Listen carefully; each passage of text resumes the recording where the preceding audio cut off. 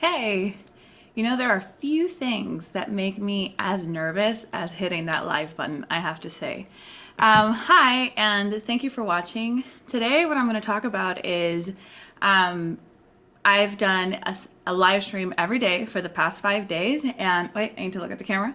And I've learned something from every single one of these live streams, what to do, what not to do. Every single day was something went wrong and a few things went right. And what I want to do is I just want to decompress and have a little bit of a post-mortem before heading on to next week, where I'm going to be doing the exact same thing. I'm going to have a live stream every single day with people from around the world. And I can tell you that at least the content is really good. Technically, there have been some issues. So today I'm going to go over a few things, and I am now live on Facebook and YouTube, but I am also going to go live on Instagram. And this is actually the first time I ever go live on Instagram, for many reasons. But I am going to set it up right now, live in front of you all, which is, great. And Instagram is doing its thing, and now I am also live on Instagram. All right, so then let's start with that question first. I decided not to make my show for Instagram. I instead decided to make it specifically for YouTube and for Facebook.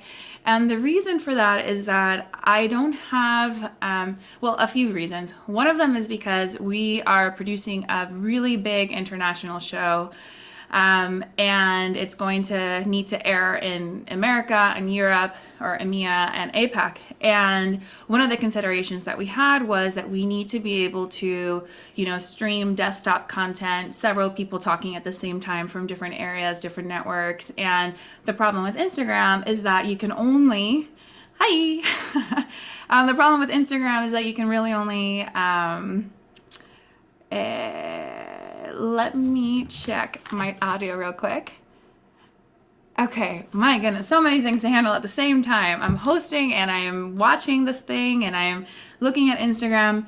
So here's the problem with Instagram Live. This is all I get.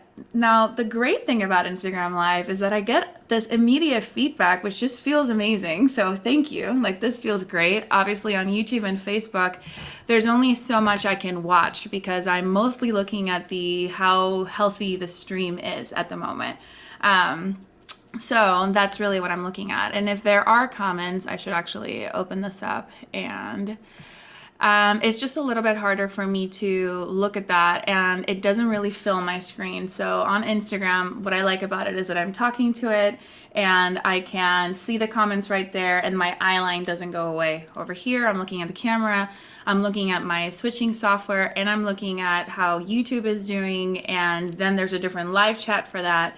So it does require to have, it's just a little bit harder on YouTube, but this is something really cool that I can do on, so people on Instagram, I'm already live on YouTube and Facebook, and I'm going to be talking about the lessons that I learned last week when I went live every single day. And so next week I'm going to go live again, and I want to kind of like do a little bit of a brain dump and see, okay, great, what mistakes did I make that I'm not going to make again next week? Now, one of the great things that I like about YouTube is that I can do something like this, where right now I am actually sharing my screen on YouTube and people can see what I want them to see, right? So I have a little bit more power in terms of the footage that I can actually stream, right? What I can actually show. So over here on YouTube, you are going to see that I have my Illustrator page open. And I thought, you know what, let's just go day by day and see what happened and just begin. All right, so the first day I interviewed Yoram, and Yoram was in Portugal.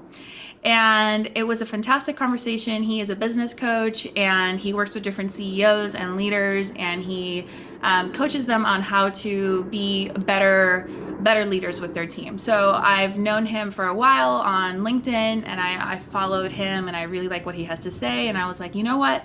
I'm going to interview him first, because while I'm testing out all this new software, why not test it out with content that I'm actually interested in? So Yoram was was the very first person. The problem that I had with Yoram, and Yoram is this one here for the people that are can watch on YouTube and on Facebook. Sorry, Instagram, you can't see my screen. But if you log on YouTube, you can. But my first live, which was with Yoram, his audio didn't work. And I actually didn't think to check my headphones looking at my stream. I was just streaming and I just had my switching software open, and that's all I cared about. Again, now I'm looking over here, not at the camera. And I didn't even notice that the audio, there was something wrong with the audio until a friend of mine sent a message on YouTube, and he was like, hey, the audio isn't working. He had told me already on WhatsApp. I wasn't looking at WhatsApp. I was looking at the person that I was talking to. So getting feedback on if things are going well or not well is a little tough when I'm having to do all of it, and I also need to listen, but I have a little hack for that now. So with Yoram, his audio didn't work. So he basically, or his feed, I had to actually I had to have Hangouts, Google Hangouts open, grab his video feed from Google Hangouts, and that's what the program could take as an input for the camera, was basically a screen share of, so basically the same way that I'm sharing my screen right now on YouTube and on Facebook. That's what I basically did with his video feed, was just share the screen of Hangouts. And so it didn't grab his audio with that. And so, or it did, but it was my mic, the same way that it is now, because presumably I'm sharing my screen. It should be the same mic. So I was listening to him just fine because I could hear him through Hangouts, but my stream wasn't really capturing that, right? So that was a problem. And so once I realized that, I had to change my mic back and forth so that basically the people that I was speaking with, or the people that were watching, could hear him. So that was the problem with Yoram. Also, if you notice, so with Yoram, I had him on the thumbnail and on the screen. I had him under the Filmkik live, right? And me on the left. The problem with that is that it kind of looks like he's the one from Filmkik, and he's not. He's the guest. So as you can see, for the rest of the week, I switched this around. So now I have me on the right and the guest on the left. So here, this was Nick, and Nick was my second guest.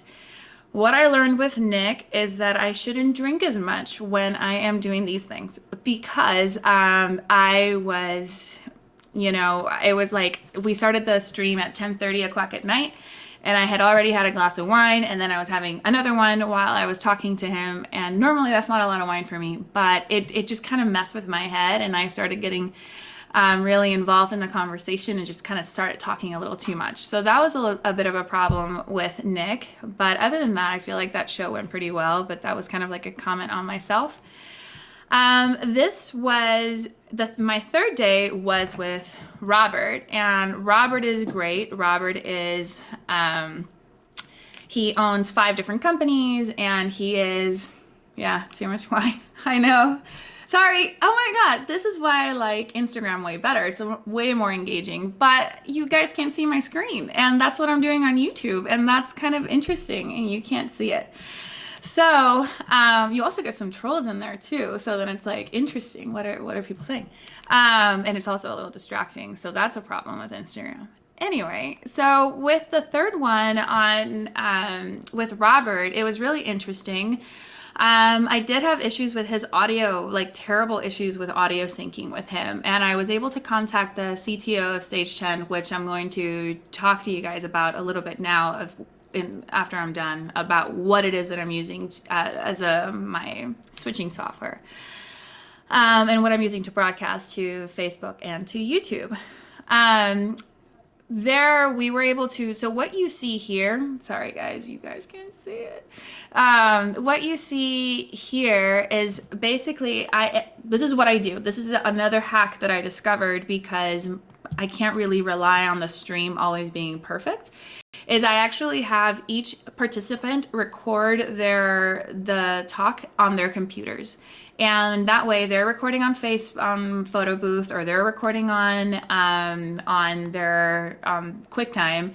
And then when we're done with the interview, if there was a problem with the live stream, then they send me the video, and I am also recording on my computer at the same time. Oh, hey, I'm happy that you're on YouTube also. And basically I then kind of faked an edit where I actually ended up putting my QuickTime video and his QuickTime video up on YouTube so that it's the conversation that we had live, but without the same audio syncing issues. So he sent me his video, I use my video, and then I edit it together. The good thing about that too is that I can go to a full screen on him if I wanted to. So I have a little bit more control in post that I don't have while I'm switching it live, right? So my fourth interview was Katie, and Katie is the she heads up field marketing at Optimizely, and she is absolutely brilliant. And I don't know if something went wrong with Katie. I have my notes, but I feel like everything went pretty well. Honestly, I feel like we ran out of time and there were questions that I didn't ask her that I really wish that I would have asked her. And then last night was Kim, and I guess with both Katie and Kim, one mistake that I did, and people joining Instagram now, I am looking over here because I'm also airing this on YouTube and Facebook, and my YouTube and Facebook camera is the computer. So that's why I'm kind of looking away and I'm looking at my desktop.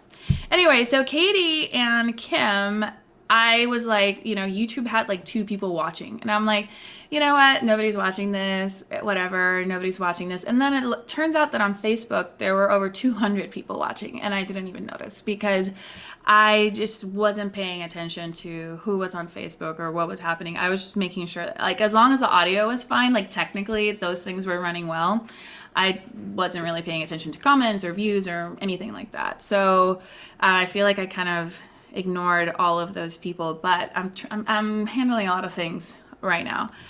And with Kim, I really enjoyed doing it in the evening. I felt like we had a lot more views because of that, because we weren't doing it in the middle of the day. And so that was interesting. I don't know if it has something to do with the quarantine or not, but Kim's conversation went really well. For me, my first week was really about getting the technical aspects right. So for me, this first week, I'm not really used to being a host. I am normally behind the camera, not in front of the camera. Yeah, there were more engagements on Facebook than on YouTube, for sure. Yeah. And I think the reason for that, Yvette, is because people are already on Facebook, right? Like, I don't have to tell them, log on to Facebook so that you can see my show, right? They're already on Facebook and they happen to see that there is a live happening, and then they just stop. Same with Instagram. It's like, oh, she's live. Let me check it out. Oh, okay, cool. And then, that's why you do it. On YouTube, you need to be a lot more intentional. You need to actually, oh, she's going live now. Grab a link, go to YouTube. And even if they're on YouTube, the chances of them finding you are like close to none. Because Facebook and Instagram, you're talking to your community that's already connected and already involved, you are going to get more engagements. And that was my theory. And obviously that's what happened. So yeah, so my first week was really about, and then over here, I am switching back to me on full screen. Over here, I was sharing my screen. Right, exactly. They'll just see you and join. So next week, I'll focus on being a better hostess or host or whatever. But last week was, how can I get 2 different people that are in 2 different parts of the world, and how can I make this program work where I am getting their streams and I'm troubleshooting what's happening, and how can I basically not fuck it up, because next week we're about to do this international one that we're all getting paid to do, and I wanted to practice in a setting that I wasn't getting paid. I wanted to practice with, something that if something went wrong, I wasn't going to have a client upset that they were basically getting billed for something that we weren't really sure how the technology was going to work, because this is kind of new territory. So that's what happens. Now I wanted to show you guys something else other than the show itself. Yeah, so other than the show itself, we have the show happening. There's a few things that I do before, and then there's a few things that I do after the show. Now, what I do before the show, I'm going to go ahead and share my screen again over there. Sorry, Instagram. But I'm sharing my Illustrator screen and the assets that I put together. So I have to do different thumbnails and different assets depending on the platform. So on YouTube and on on LinkedIn, it works better if I have horizontal art assets. And so like, for example, something like this or something like this. This is my YouTube. Actually, I forgot the artboard for this one. So this is my YouTube artboard that I end up using. So it's something like this. And then this is what I use to promote it up here. This is what I use to promote it on LinkedIn. And then down here is what I use to actually use as a thumbnail. The reason why I don't use something like this as my YouTube thumbnail is because the text is too small. So nobody would ever see that. So on YouTube, they actually see it like, you know, that big on the side, right? So this reads much better. And even then there's text there that they can't see. So there's two assets that I produce for YouTube. One is we're starting live soon, and the other one is the one that actually becomes the permanent thumbnail for YouTube. And then for Instagram, I create vertical assets, right? Because those are the ones that we're going to be on the stories, and that's what we're using to promote. And then we're also using the countdown feature in Instagram, which is really cool because people can actually touch the countdown feature and get notified when something is going to happen. So that's been a really great asset and just a really good tool to use on Instagram. So I still have been using Instagram, just not Instagram Live, but I have been using Instagram to promote and to drive traffic to Facebook and to YouTube. So, you know, it's still definitely a part of this. So this is the asset that we do for that. And then the Filmkik Live that goes there. And then there's another asset that also goes on Instagram, and then Live Today on YouTube. So there's definitely a lot of different components, and I have not been looking at my chat this whole time. So anybody have any questions over on YouTube or on Facebook? I actually don't know how to grab questions from Facebook. It's a problem.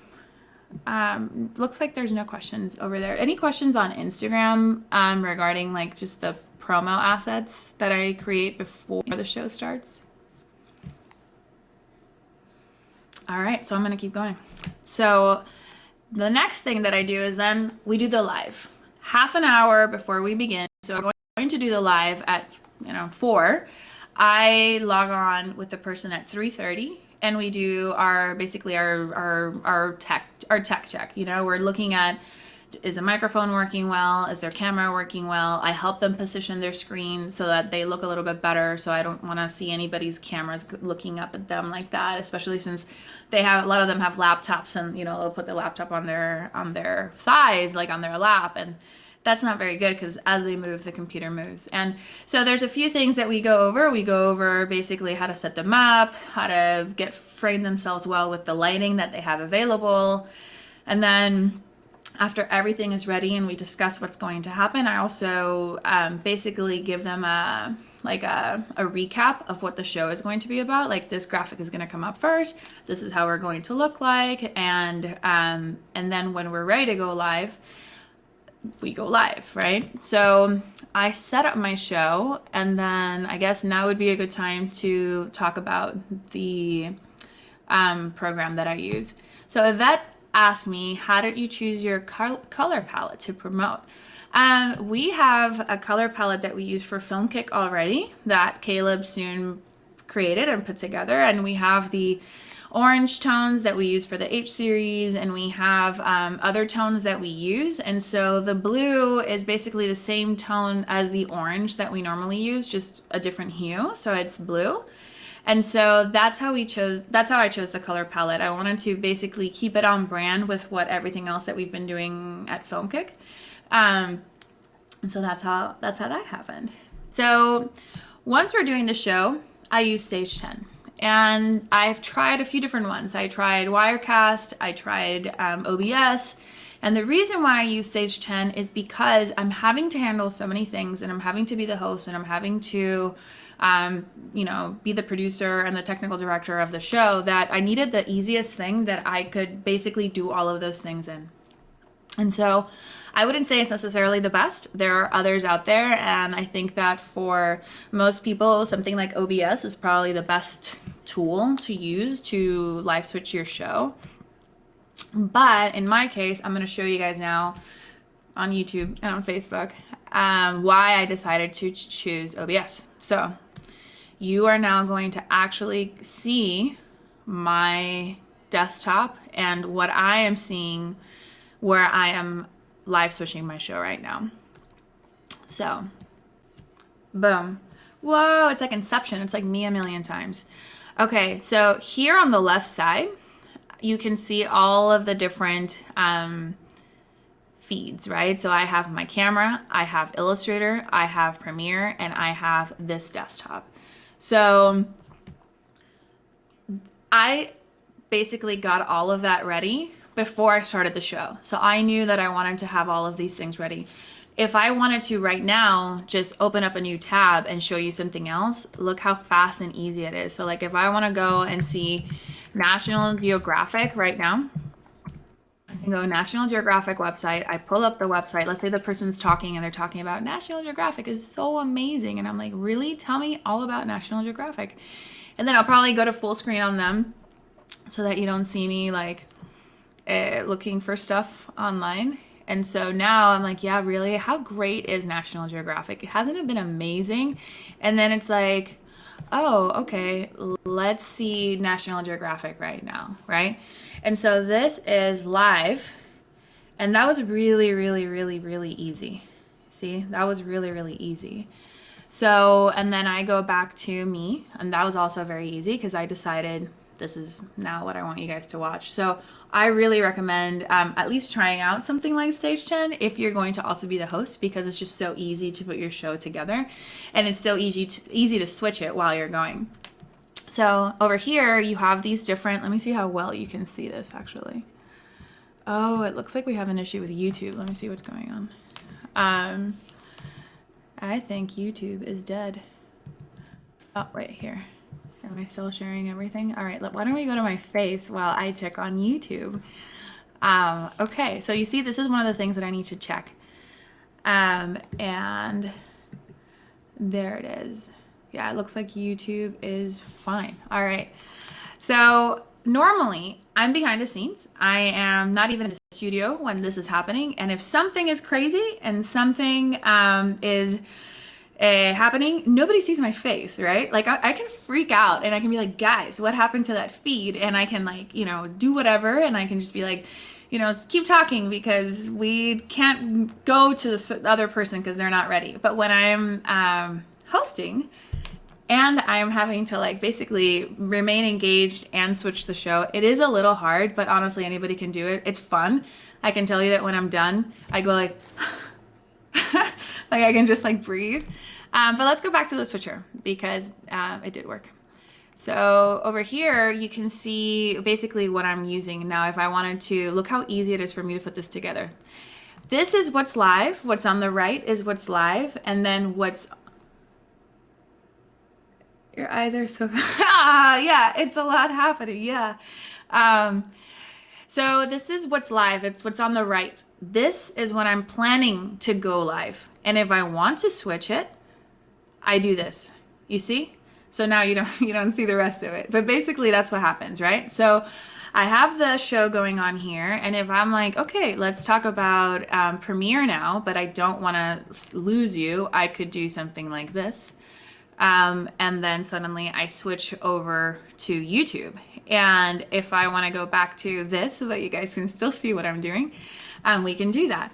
And I can right now ask somebody, hey, do you want to join my show? And I can say plus, no, this is for assets. Sorry. If I want to load assets in here. So for example, that's like those are my graphics that I have. I just go ahead and I can add any graphic or anything in there. So like, for example, that's a photo of me and I can say, oh, this is what I looked like this morning, you know, and I could do that. But that's not what I want to do right now. If I want to add somebody else, I can add or invite feeds over here. I can basically copy this URL. And for those of you that just joined me on Instagram, I am on YouTube showing people how I'm switching my daily show using Stage 10. So many feeds. It does render all of them in real time, which is kind of intense and crazy. And sometimes when it doesn't go right, I just need to remember what is happening, you know? Like it's not perfect, but if you think about what's happening, it's kind of crazy. So I don't know if it's the account that I have, but I can only have 5 here. So, but what's cool about it is that I can put a few on standby. So I had a show the other week for a client, and last week, oh my God, last week just feels like 2 months ago. This quarantine has done weird things to my perception of time. So there were 2 people that we were interested. There were 2 people that we were switching back and forth, but there were 3 other people that wanted to see the switching happening, right? They wanted to be a part of it. And so all I did was I put them over here.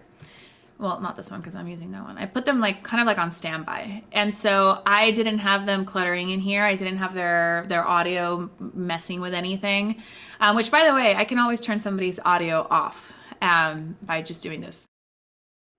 But then you can't hear me. All right, so that wouldn't be cool. And then there's this chat window, which is really great because I can tell somebody like, get ready. And on their end, they see the message, get ready, and then they start getting ready. So if I tell them something like, we need to wrap in 5 minutes, then I can just tap, we need to wrap in 5 minutes. And something that I did last week that I wouldn't do again is that while people were talking to me, I would just kind of grab my headphones and listen to what's happening live, like what's happening over there. Because here I only get to see what the show, like the technical components of the show. I don't really get to see what you are seeing, what YouTube is seeing and Facebook is seeing. So I have a different computer set up that I am listening to it. Now, the first time I did it with Yoram, what happened? The audio was off, right? And it took me 25 minutes to find out that the audio wasn't working. That sucks. That's not cool. So now I'm like making regular checks. But as I was doing that, I was on a 2 screen like this. Sorry, Instagram. So I was on a 2 screen like this, talking to this person like, yeah, oh my God, right. And then as they were talking, I'm like, and then it would get really distracting for them. And they would ask me like, is everything okay? Should I keep talking? And so what I do now is I actually put them on a full screen and then I'll let them talk and they can say whatever they want to say. And in the meantime, I'm over here. So YouTube isn't looking at me right now. I have canceled my video feed, right? They just see whatever I want them to see. In this case, they're looking at a photo. During the show, what I would do is I would have the person speaking. I would have that person keep talking. And then I do my check, and then I check everything. And then when I'm ready to start talking again, I can say, okay, wow, yeah, that was amazing. And YouTube and Facebook never got to see me like flustered. They never got to see me with the headphones on. They never got to see any of that. And I feel like that when I did that differently with Katie and with Kim. And I feel like they were able to keep talking. They stayed engaged and they didn't feel like, wait, is she nervous because there's something wrong going on? So that's what happened. Now, after the show is over, so we put the show together, we talk for around 40 minutes or 30 minutes. After that, I then let me put my feeds back in and I'll show you stage 10 again so that you can see what I'm doing over here. So again, here are my graphic assets. Here are my different feeds. If I had different people on the show, this is where I would put them.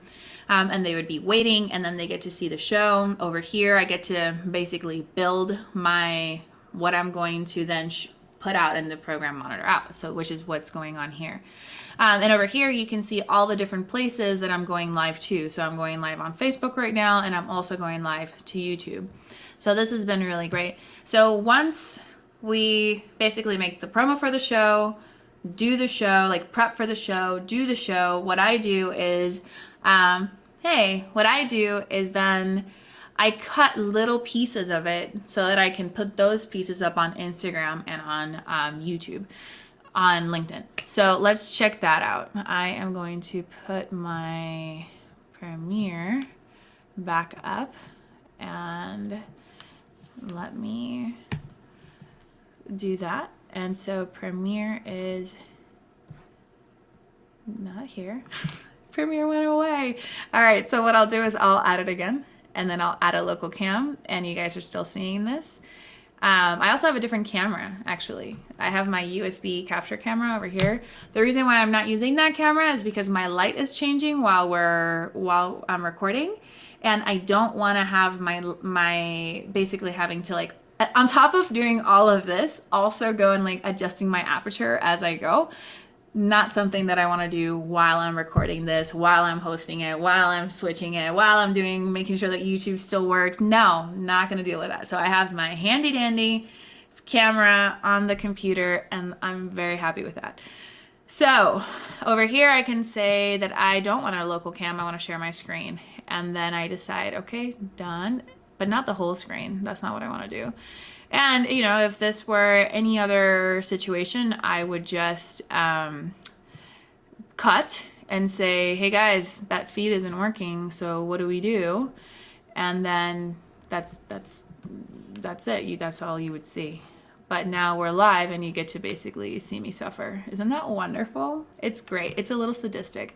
I got it to work. So let's see what Premiere is doing. So after, and then we'll put my face in there too.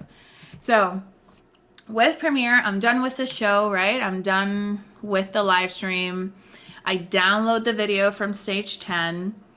I take it into Handbrake. I re-encode it because I was having issues with my audio. And then I go into Premiere. I listen to the whole video again. And then I find these valuable moments in the conversation that I extract, I cut out, and I'll show you what I do.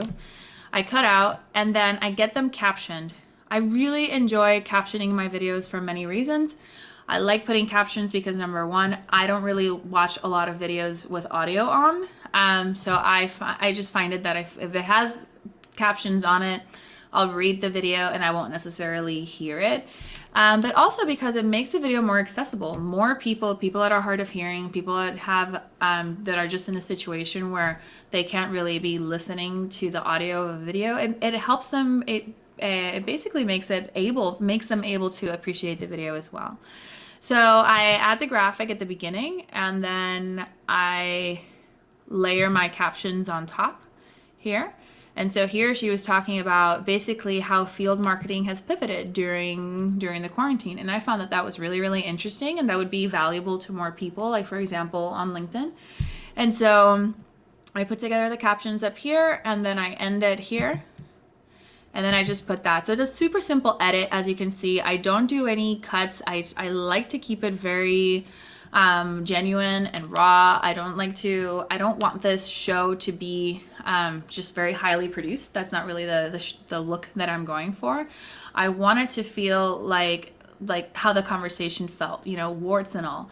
So what I do is I then cut that out, and then I edit it, and I put the captions on, and then I export it, and then I upload it on Instagram, and then I upload on the business account, and then I also upload it on LinkedIn. I do this daily. So every day I'm working on the promo, I'm working on the show, I'm working on that, and then I put it up. So I will say that in the last couple of weeks, the quality of my videos has like tanked because I am not using Enemera in a studio. I am using FaceTime cameras on computers. So, but I will tell you that the quantity of videos has skyrocketed because one of the elements of a production is the quality. And sometimes quality stands in the way of something getting done. Because if I think, well, if I'm not going to do it great, then I'm not going to do it. Or I want to do it so great that I'm going to work on this edit forever and never export it and never show it to anybody because it's not perfect yet. And one thing that this exercise has done is to, and not just this exercise, but because I also have a full-time job aside from this little hobby thing that I'm doing, I feel like I've become okay with lesser quality, and I've then focused and shifted my attention from the quality to the content, to what are we actually saying? What are we actually putting out there? And that has been a huge shift because it really isn't about the lens. It's not about the camera. It's about, are we getting the right content into the hands of the right people? And last week I had like 22 shoots, aside from these don't count, 22 shoots in my actual full-time job, and I didn't interview, actually. They had their own scripts and they had their own things. And what I loved about it is that it really became about what are you saying and who are you connecting with.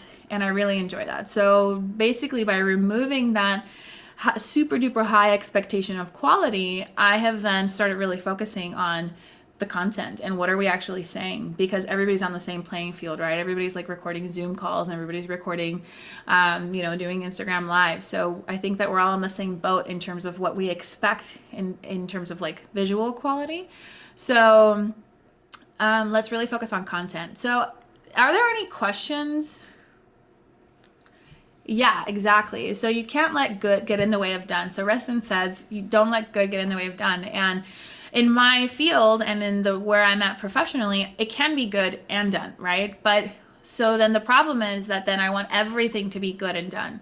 And good is a very subjective term, right? So good is like what can be good for me today is not what was good for me, when I started. When I started, my expectation of quality was a little bit less than what it is now.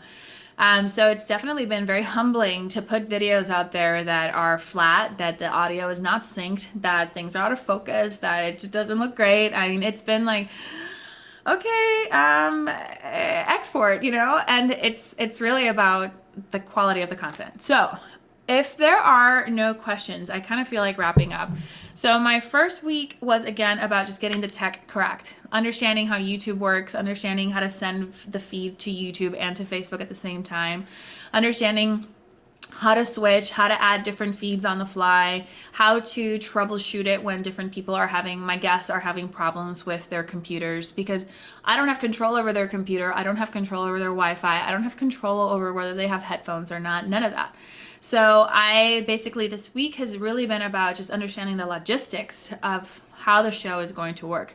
And so my plans for week 2 are really going to be about just becoming a better presence on screen, becoming a better host so that people feel a lot more comfortable speaking with me. And again, really, really crafting the content, making sure that the right questions are the ones being asked, and not really, I don't want to say wasting time, because it's not like we were wasting time, but I just want to make sure we get into the meat of it quicker and in a way that our viewers are going to get the most high quality content from this.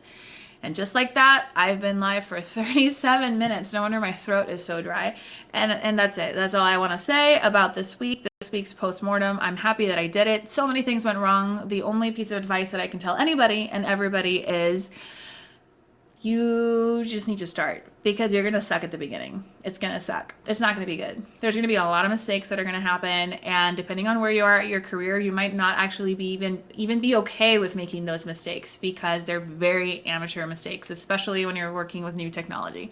It's like audio not being synced and things being out of focus and exposures being wrong and like cameras shaking because people are shaking their desk. I mean, I'm saying it's crazy. It's gonna suck, but it sucks less each time you do it. And I feel like, especially when it comes to live and the internet and new technology, people are more forgiving. But I feel like we're pretty hard on ourselves. So I would say don't be hard on yourself. Just do it and expect the mistakes. That's what I have to say. Just expect the mistakes. And then, maybe by next week, I'll put on my agenda too, just kind of learning how to answer people on Facebook. I'm sure it's super easy. I have a really small laptop and I have to have YouTube and Facebook there, so I don't even really see the comments. So if you're on Facebook, I'm sorry that I didn't do any comments, but there's probably no comments, so I probably don't have to worry about that. Instagram though, I really appreciate the my English goes away when I'm done talking. I appreciate this immediate feedback. I thought that was really cool, because here I don't really get to see it that much. So it's kind of nice to be able to look at the feedback so quickly on Instagram. All right. Thank you, the people that watched. I am done. You guys have a good night. Stay home. Go out. Get your wine, your food. Hang out with your family or with your cat. And talk to you later. Bye.